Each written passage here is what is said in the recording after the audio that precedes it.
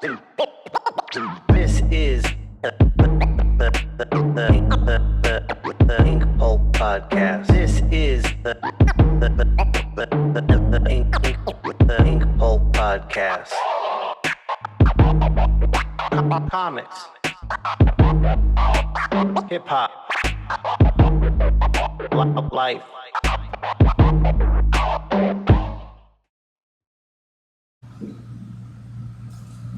Welcome to the Inkpulp podcast. It's your boy, Sean Crystal. I'm kind of stuck on this idea, and I know I keep going on about it, but it's something I'm working on and I'm spending a lot of time with. It's this idea of understanding your own boundaries.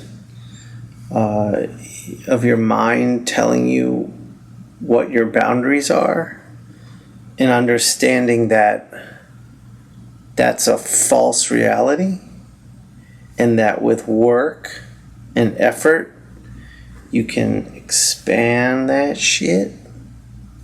And I really mean that.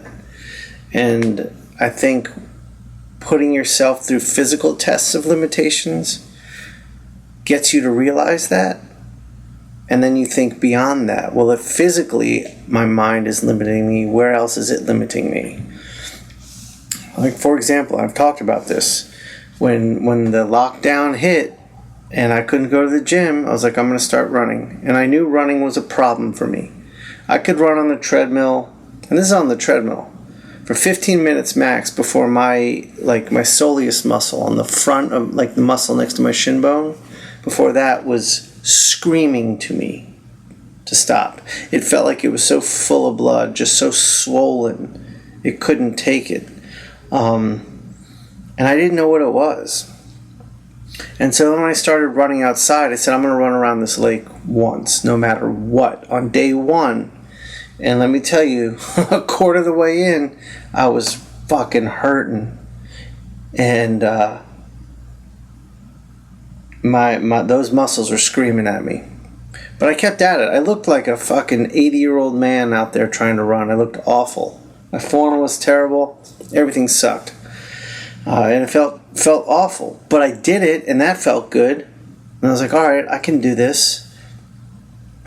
And then I walk around. So I'd run around once and walk around once.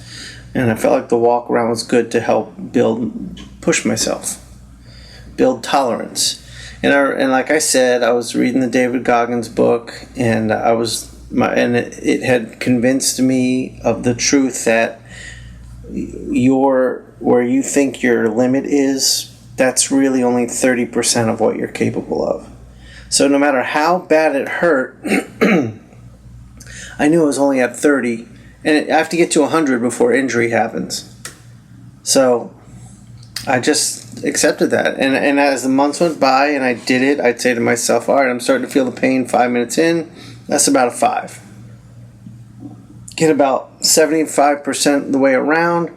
All right, I'm at a 25.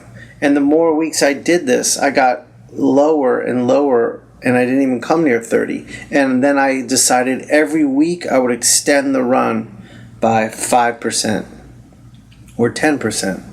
And that again comes from David Goggins' book. So fast forward, all right, that was when I started running in March. Fast forward, it's just about to be July. This morning, today, I ran around the lake 1.5 times. I've worked myself up to that. When I track those miles, one time around is 1.8 miles.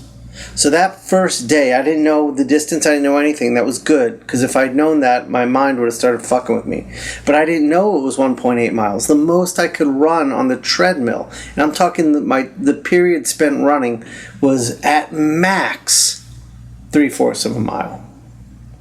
So I more than doubled that just by pushing myself. And now, 1.8 miles around, I'm close to 3 miles. And there's no pain. None. Maybe a 2%, which back when I started, that 2% would have been like 20. But now it's 2. So now that I know I'm learning what I'm capable of. I'm learning what my limits truly are. And I thought like these were my boundaries, and now I'm like, whoa, my boundaries are huge.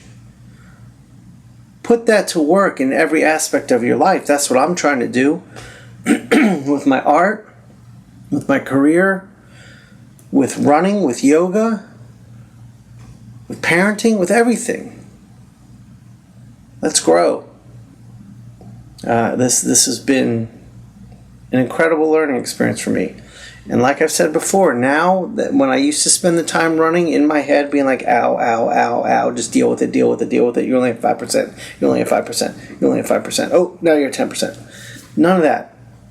None of that anymore. Now, my mind's like, today I was running and working out a painting I'm working on. Started working out some podcast scheduling shit. Started thinking about future guests. I don't even realize I'm running. That's where my mind is now. And I'm going to keep pushing it. I think I told my wife the other day, I was like, I think I'm going to get into 5Ks this fall. That's like a 3-mile race. And I'm not in it to race anyone but me. I'm against myself. I'm not trying to win. I'm just trying to accomplish. And I think that'll be a great lesson for my children to see. Because the year before that, that was unfathomable to me. No way could I do that. I'm going to do it. Rock on. All right, today's episode, sorry. Running gets the allergies going. Today's episode is a really special one.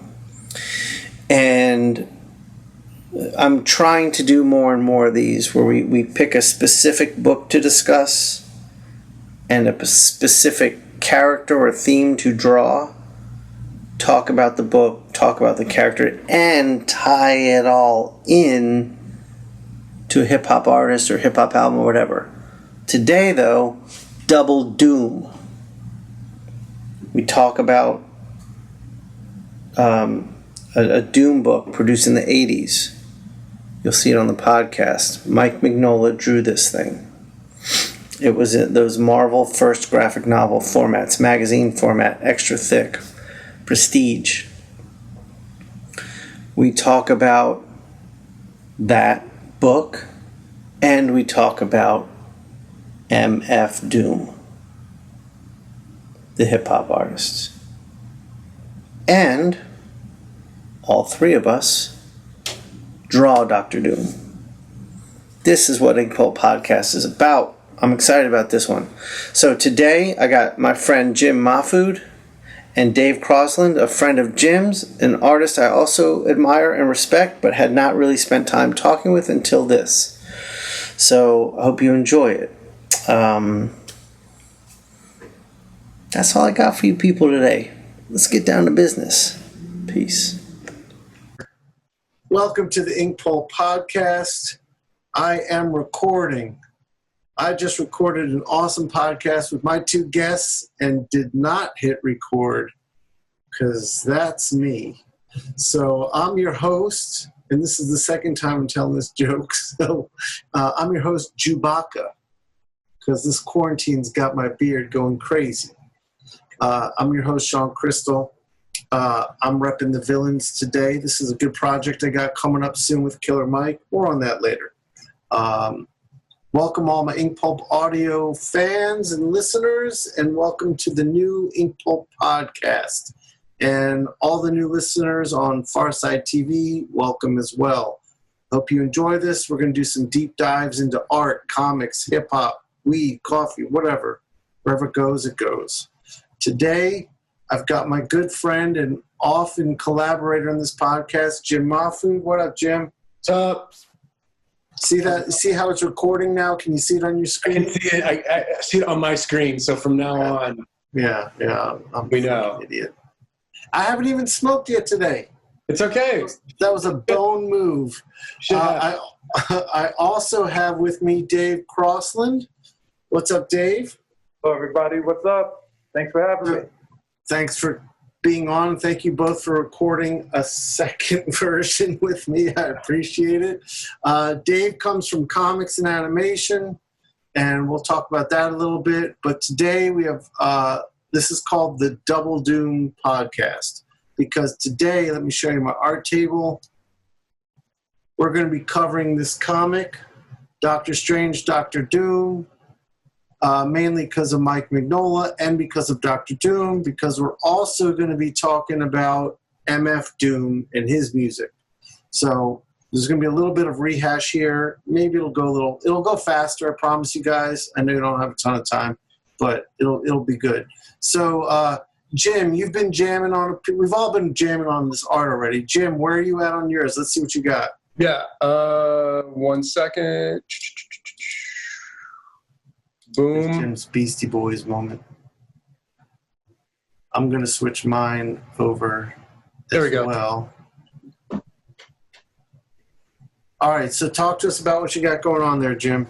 I got Doom, a skull guy character, and Mephisto, Lord of the Underworld, all happening here. And you look like you're just about done, almost. Well, I'm going to add a tone and color. So Okay, all right. So you got a little bit of work left to do. yeah. And then, Dave, what you got? I have got a little Doom overseeing his domain with his Doom bots, as you can see. And it's a watercolor with ink.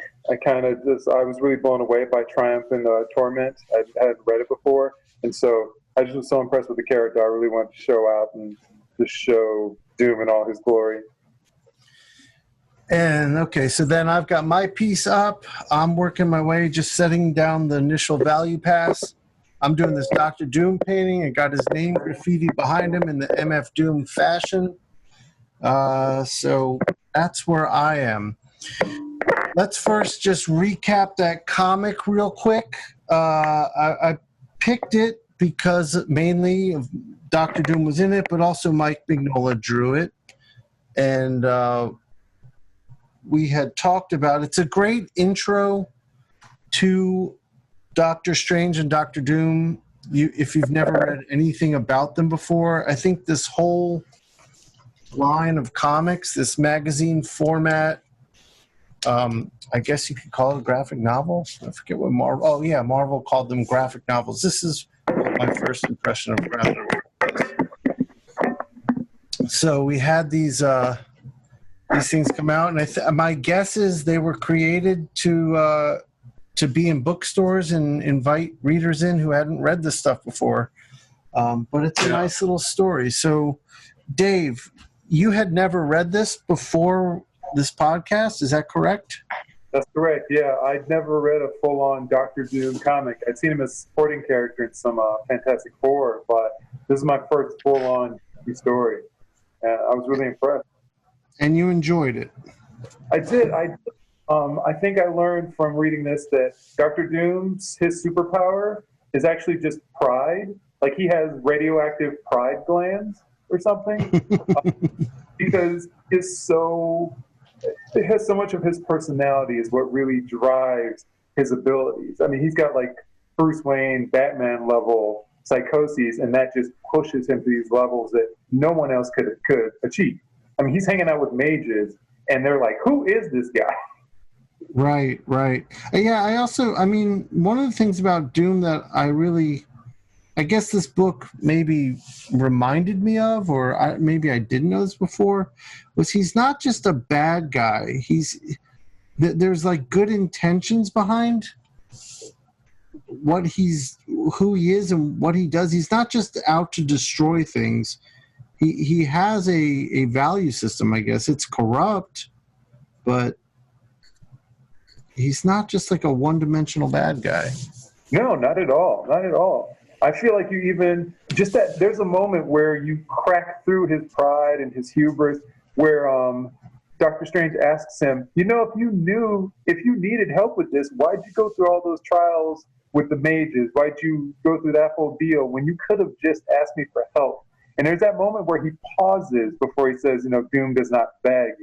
But I feel like in there was just another dimension of him for a split second questioning himself like, darn, why didn't I ask him for help instead? Right, right. Yeah, yeah. Doom does not beg. He utters that a few times. He won't ask for help. Yeah, it's amazing, but it's like there's so much humanity in him. I mean, just in his mission and how he was formed, watching his family suffer, watching his people suffer. It's that he is not a mustache twirling bad guy. I mean, the devil Mephisto offers him the world, and he's like, "I'll get it myself." Like, Right, right, right. Yeah. it's Jim, and you had read it before, right, Jim? Yeah, I mean, this has been one of those standalone graphic novels that's been in my collection for a while. It's a great story. It's a classic kind of take at the. It's a look at the Marvel, like the occult kind of underground world of Marvel and mysticism and sorcery through the eyes of Marvel's biggest, most powerful mystic character, Doctor Strange, but also one of their best, most important villains, Doctor Doom, who knows the occult, knows magic, but is also rooted in science and technology. So it's kind of it's interesting to see these two guys team up, and it's not to take over the world. It's not Doom doing something sinister. He's just trying to rescue the soul of his damned mother, basically. Right. So you kind of go on this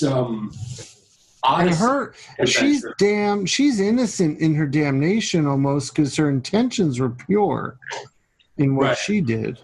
Yeah. So I guess one of the questions I'm wondering now is, like, obviously, you get Mignola to draw this book. It's dealing with all the occult stuff in the Marvel universe, even with Doom and Strange and all the all the great wizards of the Marvel universe. It takes place in hell at a time. Do you think, did Marvel know this was interest to Mignola, and that's why he got the project? Was Mignola into this stuff at that point? I mean, this is before Hellboy, and he's drawing the stuff we're going to all come to see later. I would have to think that Mignola made it pretty clear that he was into the occult and into drawing this stuff. Because you think a creator at that level, doing the kind of books he was at that time, you've got to think he's talking to his editors, telling them what he's into, and they're like, oh, this would be a great opportunity to get some of that out of him into this book. It's like, he seems like the kind of creator where people who work with him are trying to, like, oh, let's go to what he likes to get the best out of him. Yeah, that's what I would think. Definitely. Jim, what about you? Yeah, I think it was in either the foreword or the afterword of the version I have, where the editor's talking about, like, they waited for Mike to be available to work on this book, because I think Roger Stern, the writer, specifically just wanted him to be part of it. Okay. And it is interesting, though, to see that, like, pre-Hellboy Mike Mignola dealing with things that we would all know him to go on to master, the occult, hell, demonic kind of, darker subject matter. And it's all being played out in a superhero comic for the most part. So, but it's like, Mignola, even back then, I mean, it's like it's in his wheelhouse. Like he can handle all this. Sure.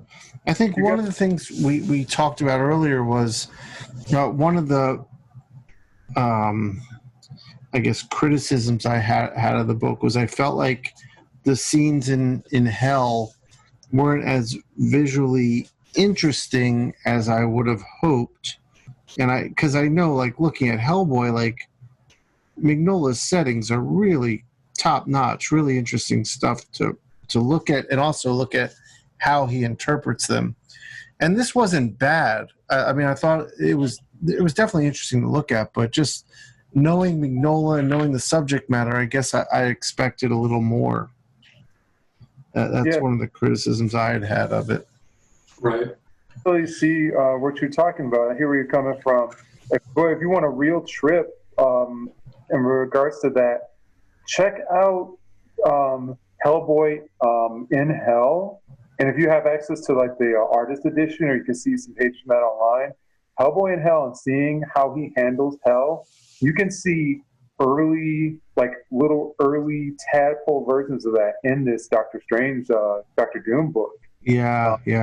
It's kind of similar thing about how it's all through the Marvel universe, how it's through that superhero lens, but things like Mephisto being a huge demon who just towers above the landscape. That stuff again in Hellboy in Hell. Some of the design elements, like it's not full on Mignola with the crumbling buildings and stuff, but some of the otherworldliness, it's like you see him toying with these ideas here. And I don't know if he knew he'd be pulling them out decades later, but there are weird little visual connections between the two books. Yeah, that's a good point, and you're probably right. Like it was probably like an early attempt, and it probably opened up his mind to studying that stuff further. Hold on, I'm gonna check my mic. Yeah, I'm on the good one. Just making sure I was on the right mic. We also talked about Mignola's craft in terms of storytelling here, and Mignola he's always been a very crisp, clear storyteller. I forget the word I was using. It's very serviceable, I guess is what I would say. His storytelling, Right. He it's not full of tricks and gimmicks. It's very straightforward, and I definitely found that in this book. Like there's a clear. There's a clarity to his storytelling, and an interest to his compositions that I think make his reading experience pretty unique. Yeah, it's definitely Mignola. I mean, it's this is in his wheelhouse of what he does, and this is like the antithesis to the early '90s Image splash page era. You know, I mean, Mignola came up in an era where like you actually had to know storytelling and composition and design, and so it's nice to see that, like, even in this early work of his, all the foundation academic stuff is already well in place. Like, this guy knows what he's doing, Do you feel like that's something that's suffering these days, Jim? Yeah. The craft of knowing composition and storytelling? I feel like now it just kind of depends on the artist, because there's guys that are, I think, unbelievable in their knowledge of that, and then there's people that are just didn't even bother to research or study any of the academic stuff. Right. It just seems like nowadays it's not a requirement to understand that stuff. Yeah, that's strange to me. Like that's yeah. I mean, is that just, like, I wonder at times, because I do think about that a lot when I'm looking at comics, and I don't know if I'm just being a bitter old artist or if that's the reality. Do you agree with that? Yeah. I mean, I'm not really. I mean, I don't think any of us are really paying that close attention to like Marvel and DC mainstream comics right now. So that's true.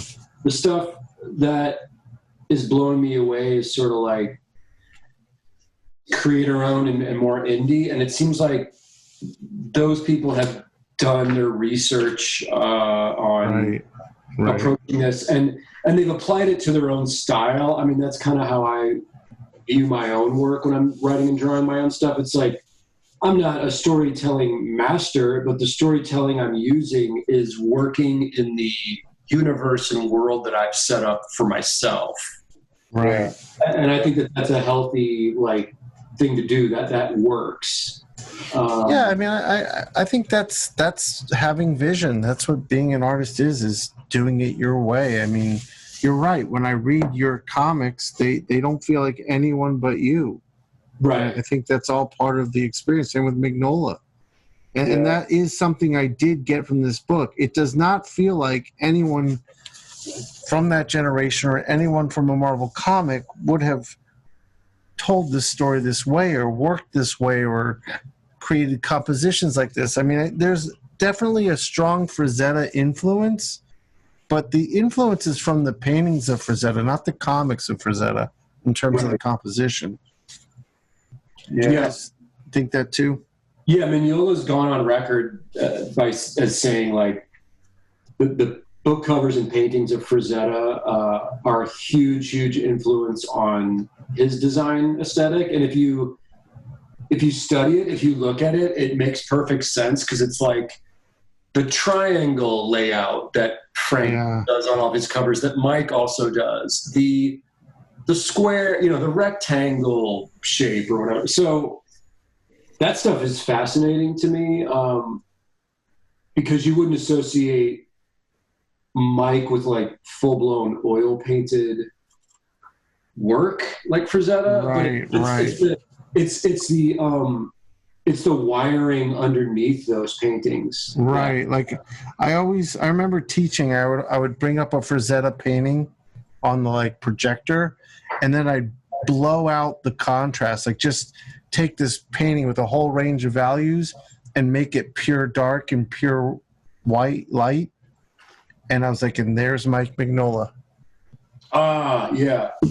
Because it just worked. If you just convert it to grayscale and play with the curves or levels, you'll see it. And that's exactly what I saw in this book. So in that sense, I find it to be a very fascinating read. And I think we all agreed this was a fun comic. It's not like groundbreaking or earth-shattering, but it is very fun, and it's definitely a pretty thing to look at. And the inks are handled by, what do we say, Mark Badger. Inks and color. Inks and color. So my take on it was I felt like the inks were fighting with what I imagined the pencils would have looked like. And I say that because, like I said earlier when I thought we were recording, was Mignola was a big influence on me. I mean, I think as I'm working on this painting, you can probably see it. Everything's these wedges of light and shadow. So I spent a lot of time studying how he was inked, because Hellboy, he's inking himself, and it's very serviceable inks. It's dead lines and black shapes, and it works perfectly for who Mignola is and what he's doing.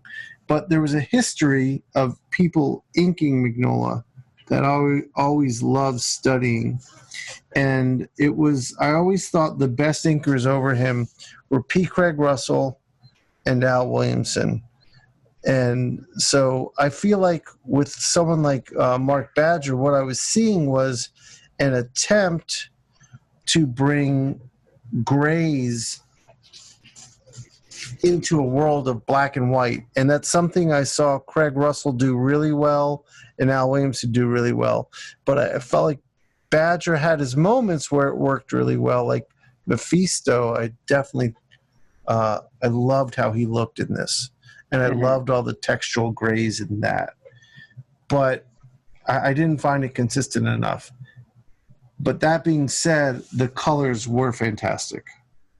Yeah. And you could almost see how the person inking it was thinking like a painter. Oh, totally. There are some moments where the colors, you can just clearly see it's watercolored in there. And you can see the medium, like just marks of the medium, where he was like letting that shine through, and some of the fire, some of the greens of the landscape stuff. Yeah. I thought those were really nice touches. But yeah, maybe the inking was with the colors in mind, since it was the guy I both do. I mean, did you guys think that when you were reading it, or just when we started talking? Honestly, you brought it to mind when we started talking. Reading it the last couple of nights, I've just been blown away at seeing how much of the early Mignola comes across in his modern stuff, like seeing little hints of how he draws a figure and knowing, okay, the inker made that a little sketchy, but in Mignola's world, that would just be a black silhouette. Right. But so I was more like looking for little notes of like, oh, I know what this is going to turn into in 20 years. And I was also blown away with, we talked about earlier, the speed. It seemed like one or both of them was drawing so quickly, because there are moments where Doom's face is just kind of a floating black triangle shape, and Right. there's so many just like gestural drawings, like the whole scene of Doom's mother being damned, like making that curse with the devil, where she's like naked in the speaking ring, Right. and she just looks like a gesture drawing from a life drawing class. And Right. And fun. yeah, and I had, when you said that, and I had wondered, like, was that there in the pencils, or is that the inker loosening up the work Mike had done? I mean, we'll never know, but I just wonder. Yeah. Something. There's a playfulness and a looseness to Badger's work anyway. So I think he took that into some of this, and I think early Mignola lent itself to more of an interpretation by whoever was inking him. Right. Which, I go both ways on it. I like seeing other people on him, but, we all just know and love the Mignola that we're comfortable with, which is, the Hellboy Mignola is such a specific, incredible, wonderful thing that it's sometimes I don't know if you say challenging, but it's just a different experience, like seeing his work inked by anyone else, Yeah. I mean, like I said, there are highlights, and Dave, you brought up the Alien Salvation book that Kevin Nolan inked him on. Oh yeah, let me grab it. Love Yeah. that book. While you're grabbing it, what I loved about that book was the respect Kevin Nolan had for Mignola's work, because he didn't just go in and render it. Like, I think of Kevin Nolan inking like Terry Dodson or Dan Jurgens, and you see Kevin Nolan go in just full steam and render all over it. But he showed a lot of restraint here, and he just kind of let Mignola's graphic design shine in that Salvation book. Yeah, here it is. If anybody wants to take a look, this is the hardcover release that Dark Horse put out a few years ago. Oh, that's a hardcover. That's why I'd never seen that release. Yeah, this one came out in 2015, second edition. But yeah, you can definitely see Nolan doing more of the Mignola we know. You kind of just sticking to those guides he put down. So there are little touches and faces like this down here, where it's just clearly like that's the touch of Nolan. You can see that he's being inked by somebody else. Yeah, Nolan's that's a pretty. so good, though. I love his. He's my work. I mean, he's one of my all-time favorites. Everything, color, inking, drawing, lettering. The dude's just a beast. Yeah. There's definitely no Every chance. level. It's really good stuff. But there's something, talking about Mignola's inks, I would highly recommend, I think the only reason I keep bringing it up is because, I just pulled out my floppies of Hellboy in Hell, and also I was just looking online at artist editions, and I found a few of the Hellboy in Hell artist edition. And check out that work, because seeing at least Mignola's inks for that book, you see how much of the stuff is like in post-production scanned, so everything's a flat black, but you can see so many of you can see the mark of his hand really well in those original inks. And it's just, it's like a bridge. It's almost like, I think in my brain, it's making a bridge between his work we see in print now and Hellboy, and the stuff when people were maybe noodling and doing a little more patching and stuff in his art that we don't recognize as Mignola. That's a good point. So yeah, I guess the consensus was we all enjoyed it. It's pretty. It's fun. It feels like an old Marvel comic in a good way, like in a very nostalgic way for me. And Jim, I'm assuming the same for you. Definitely. Yeah. I actually really enjoy this book for the simple fact that superhero comics can be silly and cheesy as hell. And this book, it makes me, reading it, I wanted to keep turning the page to find out what happened next. Like, it kept me engaged. Yeah. And Roger Stern is a good writer. And like you said, this is a great introduction to these characters as comic characters, Doom and Doctor Strange. Like, if you don't know them, you can sort of pick up this one book and understand what they're all about, you know. And I think that's an effective way to portray what's going on, you know. It's right. And I don't feel like this was written to just be a throwaway floppy. I mean, there was definite intent in trying to craft a story that a new reader could enjoy. And I mean, like, I could see this like being expanded upon and made into like a movie script or like a limited series and really diving into it. There's a very lean steak here that with a little bit of fat and seasoning could be something really, really special. But yeah. I just think that wasn't the goal of that. I just think it was supposed to be lean, and it was very successful in being that way. Yeah. Yeah, I agree. I feel like I did want to keep turning the page. That's funny you should say that. I'm still working from home, so I had to get up pretty early in the morning to fit in everything. And so I was just clocking out. I was carving out time to read this, and I remember telling myself a couple of nights, like, "Oh, I really should get to sleep. I really should get to bed. I got to get up early," and I just couldn't put it down.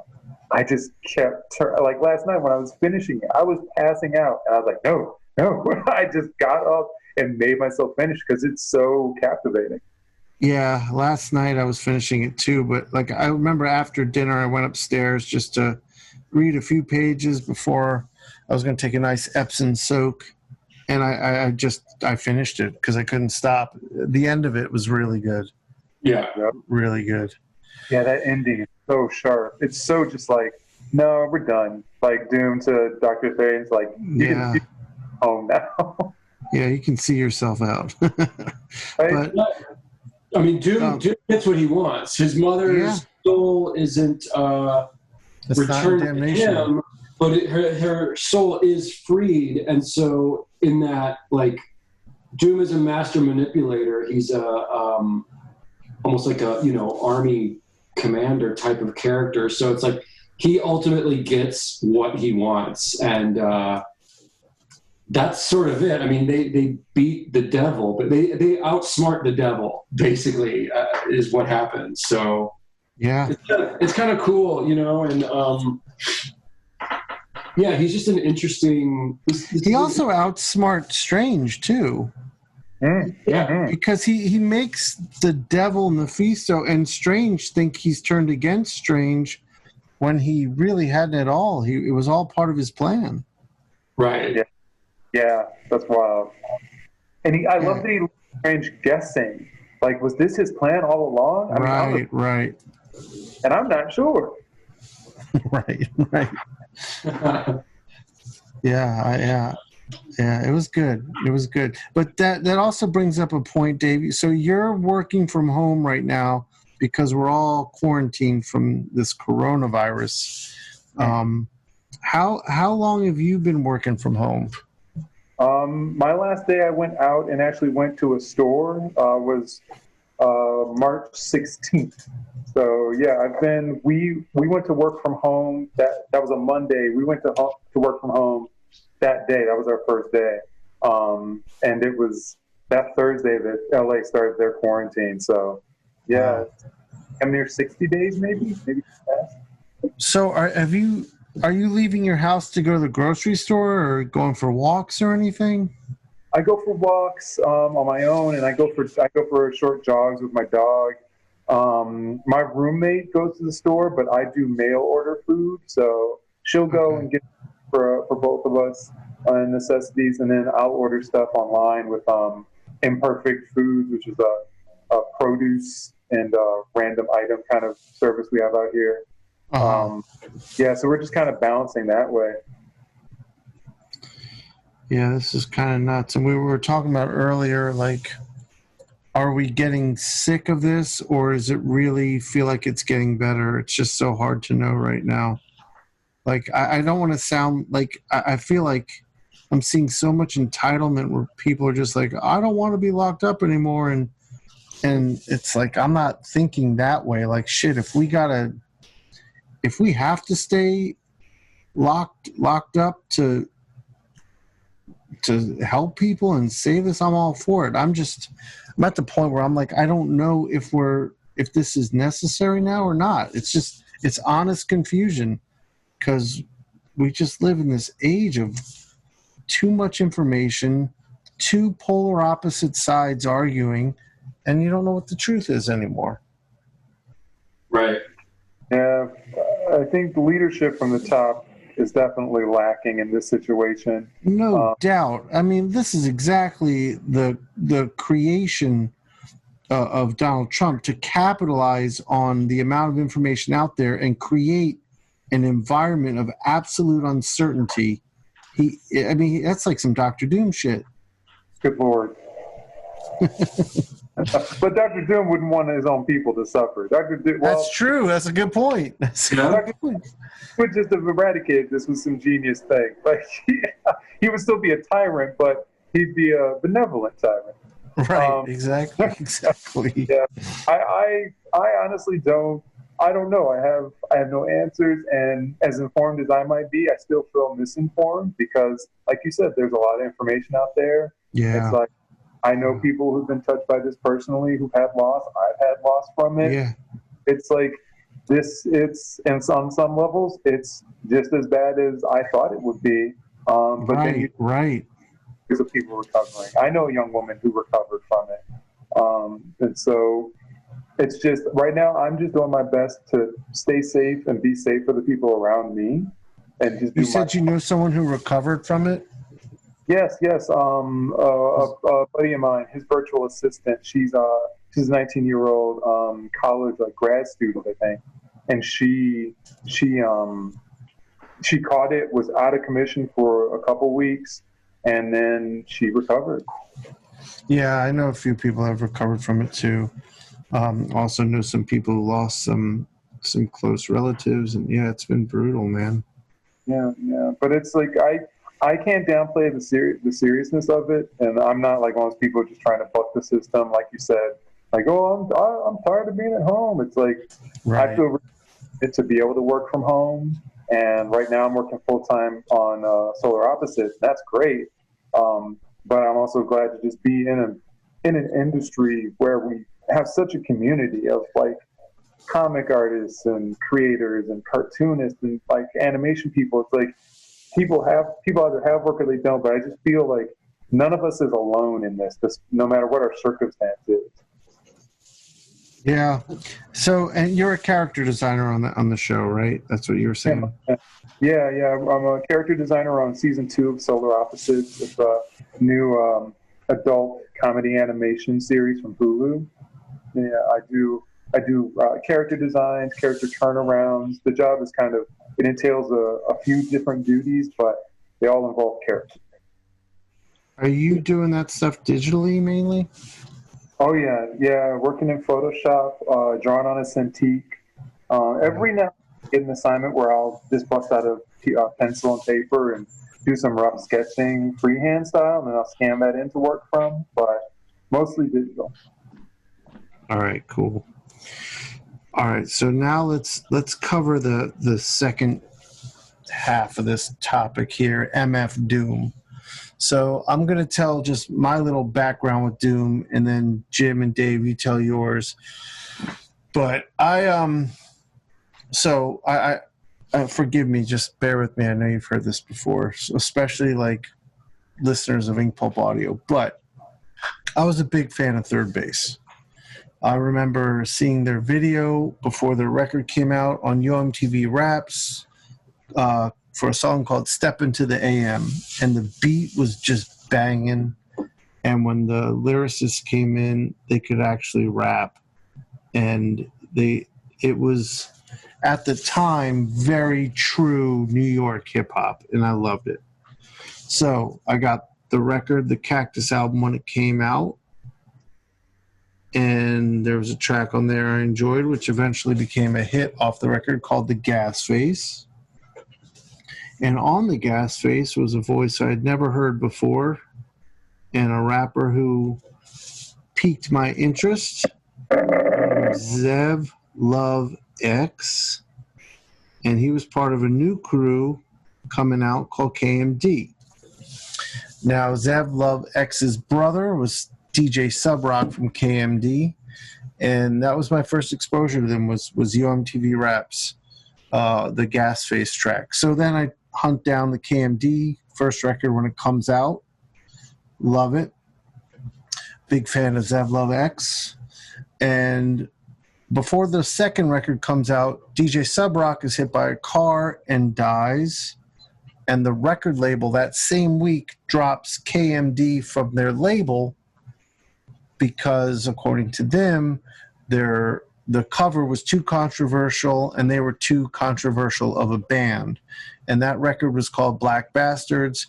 And Jim, you described that cover as, what did you say? You described it so perfectly. Oh, well, yeah, I mean, it's a drawing that MF Doom did, and it's like a Sambo-esque type cartoon character being lynched.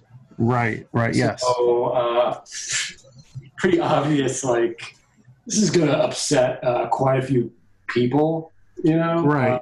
So Zev Love X, the MC from KMD, goes on to become MF Doom. And that becomes his like alter ego. So after that, he goes around performing at freestyle little hip hop venues with I remember reading about him wearing like pantyhose on his head. And Jim, you said you read about him wearing what?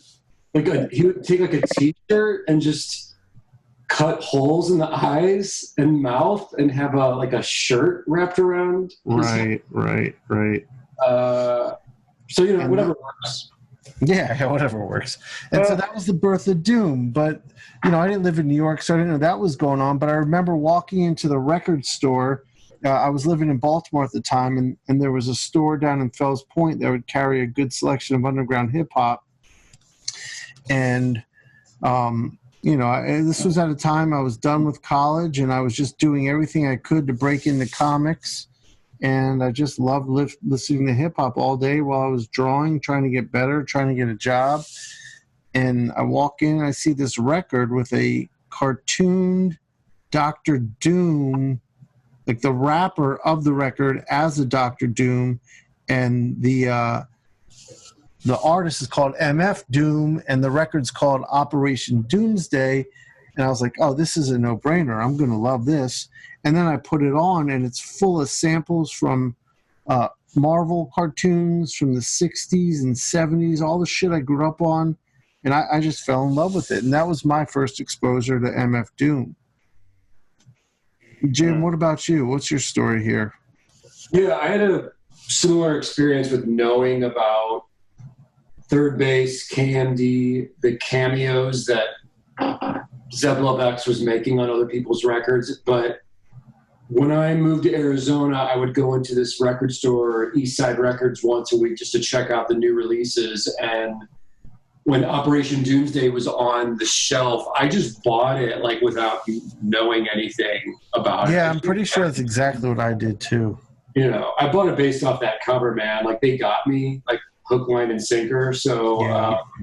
but same thing, man. I took it home and was just pleasantly surprised by the lyricism and just the dusty, fantastic samples and beats with. Yes, Dusty, that's a great description of it. You know, all the old cartoon samples and so yeah, and I mean, from then on, I was obviously a fan of Doom, and you know, we were talking earlier, but basically like early 2000s, we got treated to just like one release after the other of this guy putting out brilliant, groundbreaking material as far as I'm concerned, you know.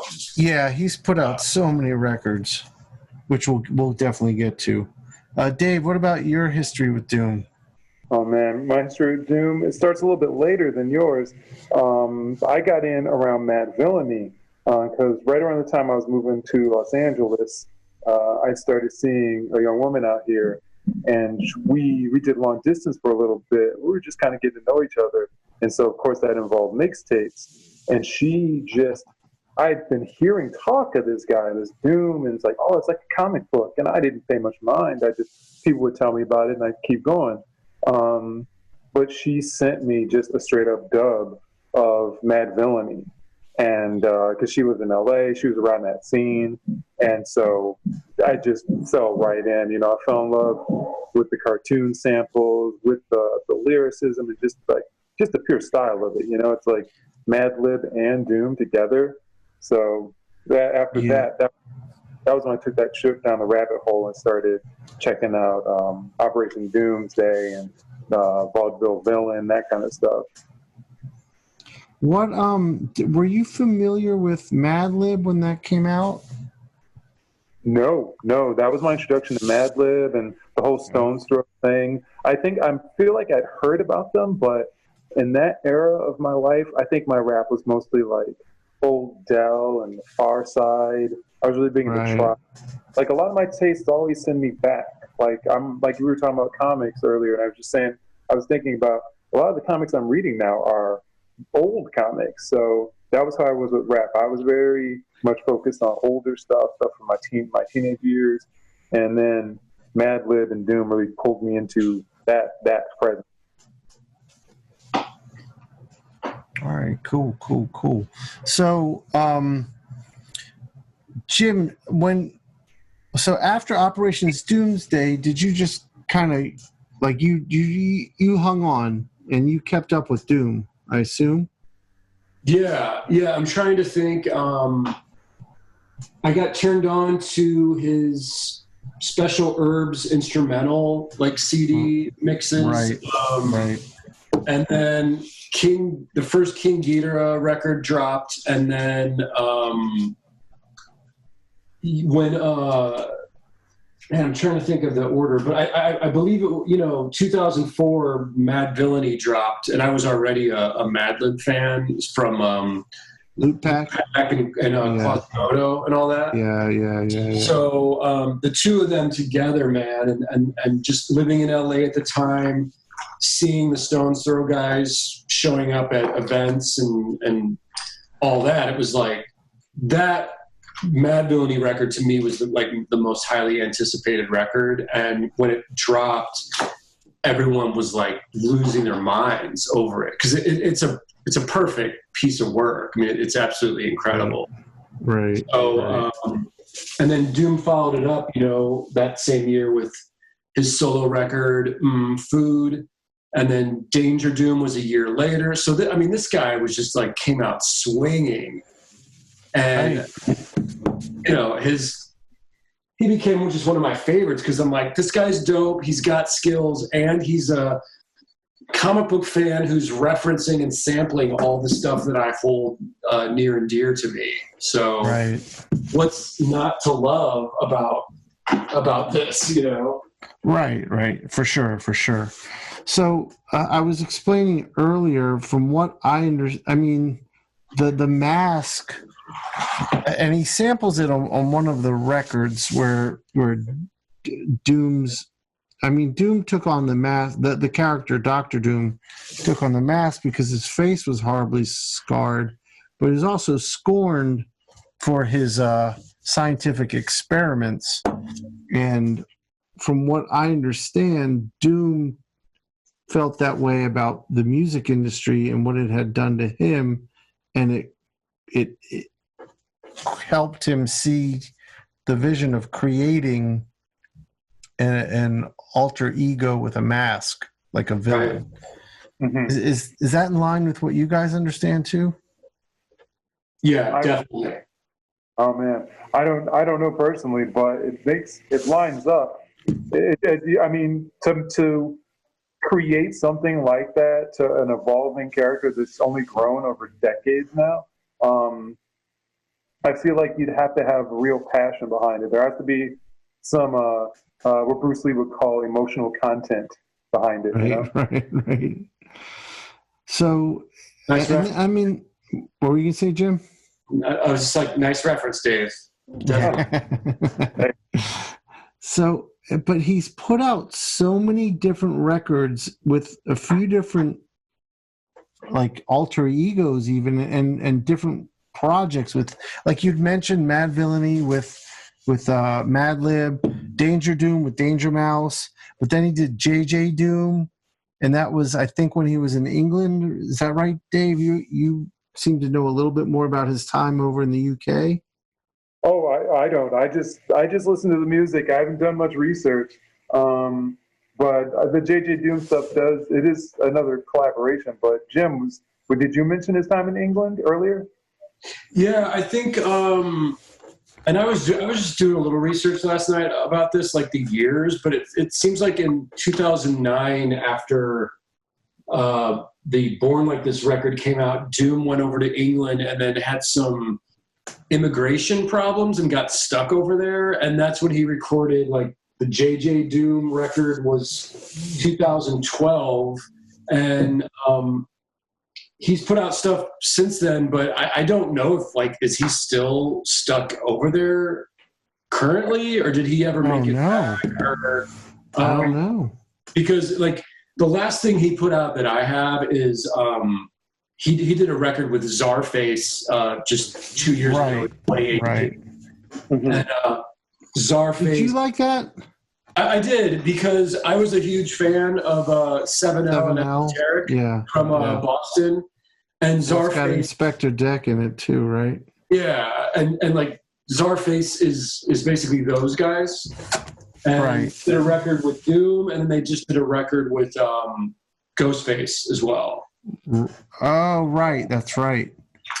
I like what those guys are doing, man. But I mean, lyrically, I don't think Doom is quite on the level as he was during that golden era of 2004, 2005. Like, I don't think anybody could touch him with a 10-foot pole. He was just on fire, man. I mean, the stuff going on in those records is poetry. It's incredible. So it is incredible. And then he did a record with what's his name, Bishop Nehru. I don't know if I'm pronouncing it right. Called Nehru Doom. Did you guys hear that one? Yeah, Nehruvian Doom. Nehruvian Doom. Yeah.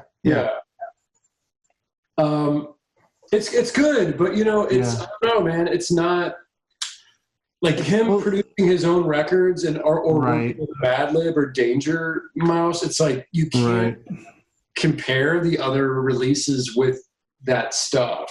Right. And then we didn't dive deep enough into the King Ghidorah stuff. I had said earlier, like, I remember discovering that he put out a record under King Ghidorah, and being a Godzilla nerd growing up, I was like, is he referencing King Ghidorah? And then you listen to the record, and they're sampling that stuff. And then he puts out a second record and, like, corrects the name to King Ghidorah. But I don't know. I have no idea why he did that. Why those weren't MF Doom records. It's a good question. Maybe he was experimenting, because those came out at a time when the Doom persona was a little less formed, right? Or am I mistaken? I think you're right. They were earlier. The first one was. I don't know when the second one was. Jim, do you know? I don't. But I'm almost wondering if it was like a... was he contractually obligated to certain labels under certain names? And that's why he kept putting out new releases under different identities, was he could avoid being contractually exclusive to anyone, Yeah, that's probably right. You're probably right about that. That would make the most sense. Like some Prince Batman album stuff like that. Right. And then you guys blew my mind. God, I'm really a fucking bonehead for not hitting record on that last one. We went a solid, hour and a half talking about this shit? Yeah. And I didn't record any of it because I'm a bonehead. But you guys blew my mind. I had never, and I don't know how this happened. I hadn't heard of the Victor Vaughn records. Hmm. I still don't know how I missed that. I still don't know. Well, I mean, they're not obviously listed under any sort of MF Doom title. It literally, like, you would have to look up Victor Vaughn. I believe it's spelled with a K. On Now that you're saying that, it is starting to ring a bell. I don't think I heard it, but maybe I remember it coming out. I have this weird period when what year was that those came out? Ooh, I don't have it near me. I think the first Victor Vaughn was during that classic era, like the 2004, 2005. Right. Okay. So that's a. Oh, sorry. Go ahead, Dave. It would have been early 2000s because the first Victor Vaughn album has a track from RJD2 on it. Like, he does the production. It's when he was hitting big. So definitely in the early. That's all right. right. So that time period for me is so fuzzy because my first daughter was born in 2002, and then my son was born in 2006. So around that time, I was just. I was not on this planet. I was trying to raise kids, trying to figure out how to support a family, and a lot of shit fell by my wayside. I was still listening to hip hop regularly, but I probably was missing some shit. Sure. That might have been what it was. Now that you're saying that Victor was spelled with a K, it does sound familiar. I might have known it was coming out and then just never heard it. I don't know. But I know I'm excited to listen to it. It's great. I mean, a lot of his weird side stuff I got into that friends turned me onto. I just found flipping through at like the stack of like CDs at the record store. I'd just be flipping through his section and find, oh, what's this? I've never heard of that. You know, it's like, because the internet was definitely around, but it wasn't the voracious it is now. It wasn't just constant information and suggestions because your phone heard you talking one day and said, oh, I think you like this. Right. He's also a very elusive artist, you know? Like, he has so many projects, but I don't feel like any of them were like marketed or advertised heavily. There's almost like a secret society quality to knowing his work. Yeah. Yeah, which earlier we mentioned about the whole like people just thinking he fell off when he did the Danger Doom like album and stuff like that, and saying, "Oh, well, even though that's some insanely tight work, that's some of his tight timing." And I think it is a part of that secret society kind of speak, where it's like, "Oh, are you in on it? Do you know?" And once the whole world knows, it's not cool anymore. Right. And I do stand by that record. That Danger Doom is a dope ass record. So good, man. Oh yeah. And I love that like, I don't know, Ghostface has a love for him. That's just dope. It's just respect. They met at the mask shop. The chrome polishing mask shop. Right. And Lord knows, maybe one day we'll get to hear that record. Maybe one day they'll put one out. I've been dreaming of that since 2006. I mean, they've recorded some of it, right? Yeah. I mean, the tracks are out there. The what's out there? Some of those tracks, they're out there, but we've never gotten that full album. Right. No, that would be so dope. So dope. Now, Jim, you have had some interpersonal dealings with Doom.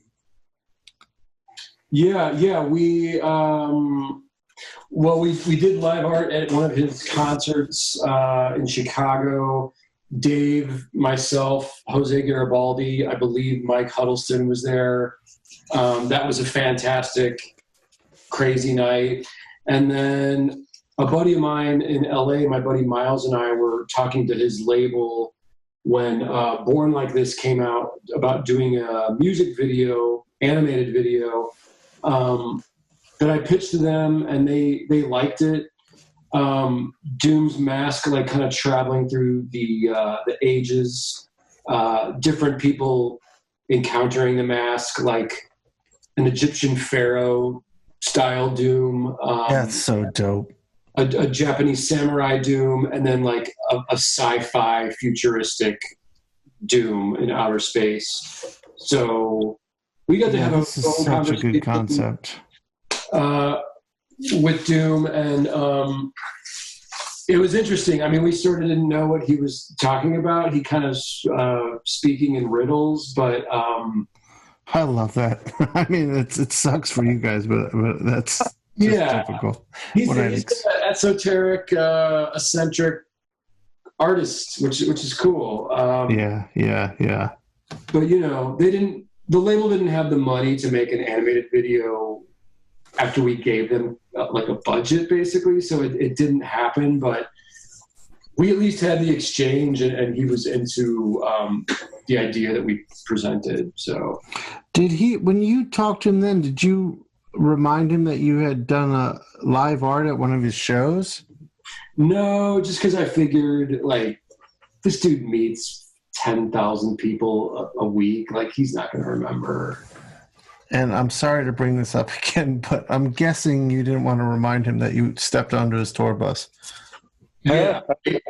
At the end of the concert, we were all leaving the venue, leaving like the back of the venue, and I felt like I saw Doom and his crew go onto their bus, and I thought, in my drunken and stoned state, that I could just walk into the bus and give him props, like, "Hey, incredible show!" And as soon as I walked in, like, everybody turned around and looked at me, and one of his extremely large, like, homeboys was like, "Dude, you don't ever step on someone's tour bus. Like, you could really get hurt," and I immediately turned around and like, jumped off the bus, basically, like, "Oh shit, I made a mistake, my bad." Like, just wanted to say props on the incredible show, but I'm out of here, like. Did you say that? Just wanted to say incredible show? I did. I was apologetic, and because I knew I had gotten in trouble, and even though I was drunk, my survival instinct kicked in and was like, "You fucked up. Get out of, like, apologize and get out of here." Right. That's what I did. They all stood there and looked at me like I was an idiot, and no one chased after me. But it was like, dude, you don't jump on a performer's tour bus. So for you kids out there watching, don't ever drunkenly jump on the tour bus of any of your favorite musicians, or don't pull a Mahfood, as they say.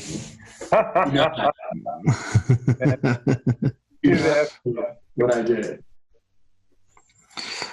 So do we know what is going on with Doom nowadays? Besides the Scarface release of 2 years ago, it seems like he's still around releasing things. It's weird. It said on Wikipedia in 2017 he had a son pass away. What? So I was like, oh, that's terrible. He lost a child. That's awful. Yeah, I don't know, man. I don't know.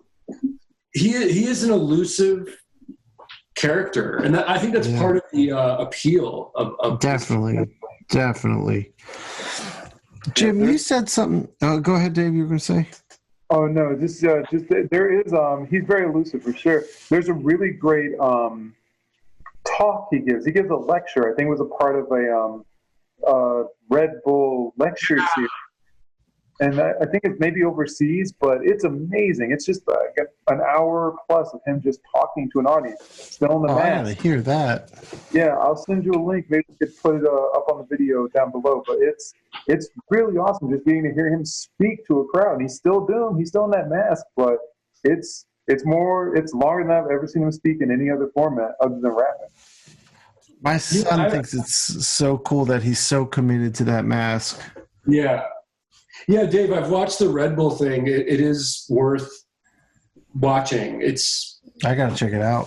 It's interesting. Him and Madlib are both weird interview subjects because they just don't talk that much. So they'll be asked a question and their response is like one sentence long sometimes.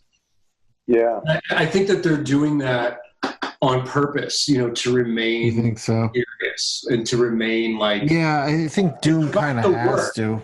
Like it's about, especially Madlib. Madlib has always been like, if you want to know about me, if you want to know shit about me, just listen to my records. Like I don't really have that much to say. My music is how I express myself. So why are you talking to me? Like just listen to the music, man. Right.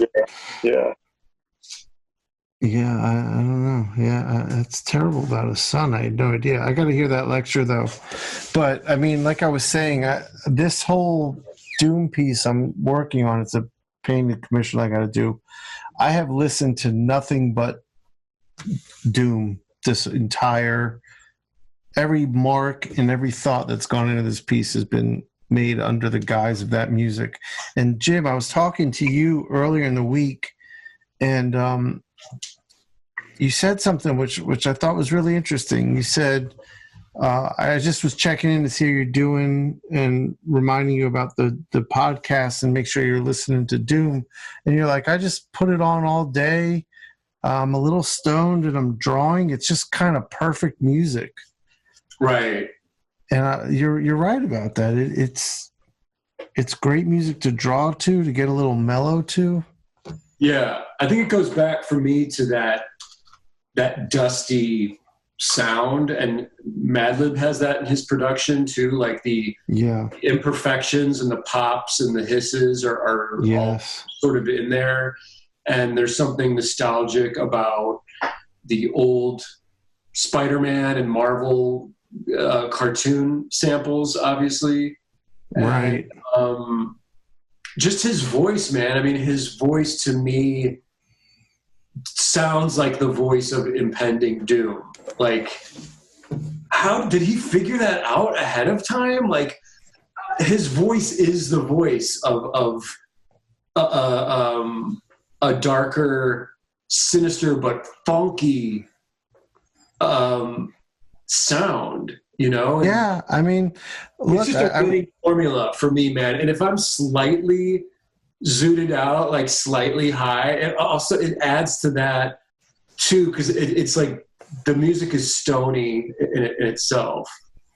I'm gonna definitely puff a little before I listen to the Victor Vaughn stuff for sure. Yeah. But I mean, I went back and was listening to the Gas Face and Zevlov X. I can't even hear Doom like that. I can't believe it's the same person. Right. Like that. And I think that's why it probably took me a while to connect the two, because I was just like, how is this the same dude? Yeah. I feel like his journey has been like, I mean, it's weird to make the parallel like this, but it's been like Victor Von Doom. Like he was wandering the wilderness, life doing some curveballs. And what you're hearing is, he hasn't had that armor built yet. Like, he doesn't quite have the mask yet, but it's coming. Right.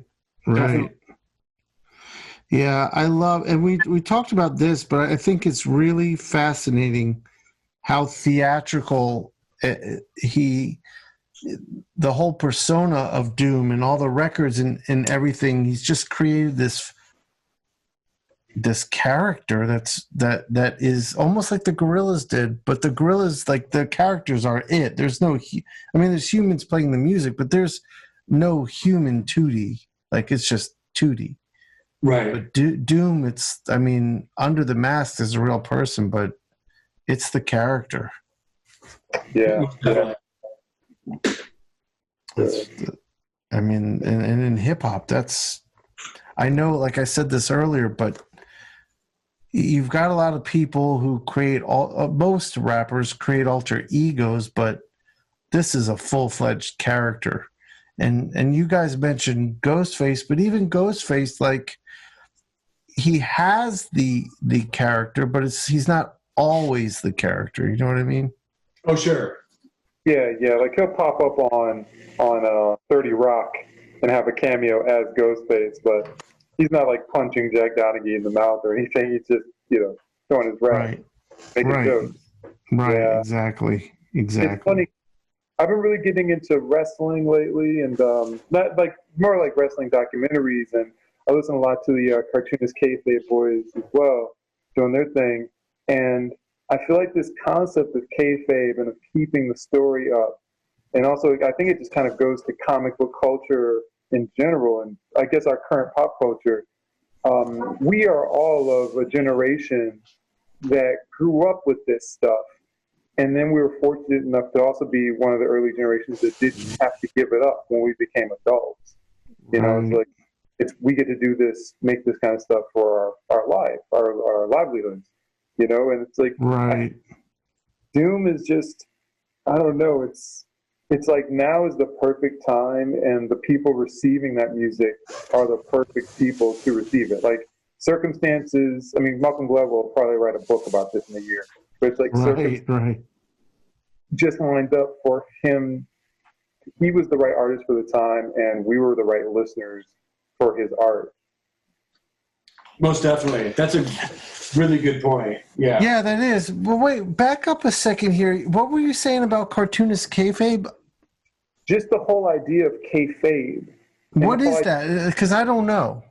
It's Cartoonist Kayfabe is a YouTube channel, podcast. You love it. It's Jim. I know what the podcast is, but kayfabe is this whole concept of keeping the story going. If I'm interpreting it right, it's the whole idea of not giving up the business. Like if we're wrestling nemesis out in the woods, out in like the grocery store, and we see each other, we have to act like we hate each other. Because some kids get something and be like, oh, look at that. Macho Man and Hulk Hogan are shaking hands. They're enemies. It's that kind of thing. It's not giving up the business, you know? And it's like, right. that plays into the pop culture we were all raised with. You know, it's like wrestling and cartoons and comics. It's like we do this stuff in our bones. So it makes sense that Doom would resonate with us. And probably part of why it resonates with him. That's true. Although I gotta say, like the first record, like I just enjoyed it on a hip hop level. Like that's what I enjoyed most. I mean, I enjoyed the samples and stuff, but I didn't know this was going to be a character that's going to live on, that's going to keep doing stuff. When I first heard it, Sure, it was just good raps, good beats, nostalgia, interesting, different. Yeah. Mm-hmm. It was just mad different that way. But That's cool. Jim, you keep using that description. What do you call it? Dusty? Yeah, the dusty. I just associate that with, especially Madlib's production of. Because he's using actual vinyl records, and right. He keeps the pops and the scratches and the imperfections in there, almost like punk rock, like the Stooges or Velvet Underground recorded. Like, no, it doesn't have to be perfect. Like, we want the feedback, we want the fuzz, we want the organic sound. Like, this is the antithesis to slick production, disco music, everything that was popular at that time. I feel like Madlib and Doom were the antithesis to the late 90s, early 2000s, like Puff Daddy, ultra slick, most shirt era. Like, no, we're taking it back to like funk sampling, dustiness, record hisses and pops, and like that's our sound. Like it's the anti MTV hip hop sound, Right. And for me, especially at the age I was at that time, and still currently, it's like, well, that's for me. Like that's my favorite kind of shit. So for sure. But I was telling you, because you haven't gotten into the Griselda stuff yet, but I would use that description for the Griselda stuff. It's dusty. But also it's grimy. I mean, that's my word for it. It's mellow, it's slow, it's just greasy and grimy hip hop, and I fucking love it. And I gotta find someone to do a dive with me on the Griselda stuff to do a podcast with. Because, like I said, when I first heard that the Griselda record, I liked it. That was great. But since hearing it, and then the Alchemist put out one with Conway the Machine called Lulu, and that got me diving back into it. And then I did a deep dive and fell in love with all that stuff. So, Jim, I think you'll like it. And Dave, I think you'll like it too. But definitely give it a peep. I'm excited to explore it for sure. They're from my hometown, Buffalo, New York. So yeah, that's the crazy thing. Yeah, I mean they're making what sounds like New York from like Brooklyn in the '90s, and they're coming from Buffalo, New York. But that's some good shit. But I know, Jim, you got a call coming up, correct? What time is it? Yeah, I should probably bounce soon. All right, cool. I'm gonna switch cameras real quick.